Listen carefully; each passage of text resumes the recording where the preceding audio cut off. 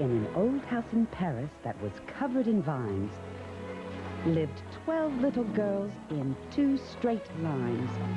Those, of course, are the opening lines of one of the most famous books in all of children's literature, Madeline, by Ludwig Bemelmans. It tells the story of a small girl in a boarding school in Paris whose adventures include an appendectomy, falling into the river Seine, and meeting a wonderful dog named Geneviève. And the charm of Bemelmans' book is recaptured in the new film version, which switches to live action after the animated opening titles that are based on his drawings.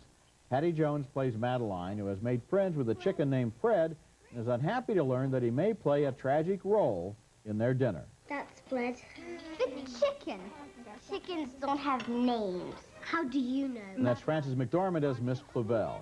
Geneviève the dog has plucked Madeline from the river and becomes a pet of the girls, even though Miss Clavel is allergic to animals. Something is not right. Madeline gets to know Pepito, the son of the Spanish ambassador who lives next door. When he's abducted by kidnappers, she gets scooped up too and hatches an escape plan. This is a motorcycle. I can't drive something like this. Yes, you can, Peter. You can do it. There is a certain plucky innocence to Madeline that has always appealed to me, along with the special charm of Ludwig Bemelmans' words and drawings.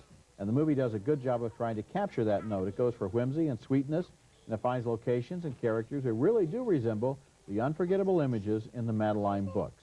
For those who found Dr. Dolittle too rough as a family film, I wasn't one of them, but some people did, Madeline is kinder and gentler. Oh, it's in another class, the motion picture, in my opinion. Okay. I think you're right. It is the gentleness of this film that is so appealing. And it's nice. I hope I don't damn the film with calling it nice, but that's exactly what it is.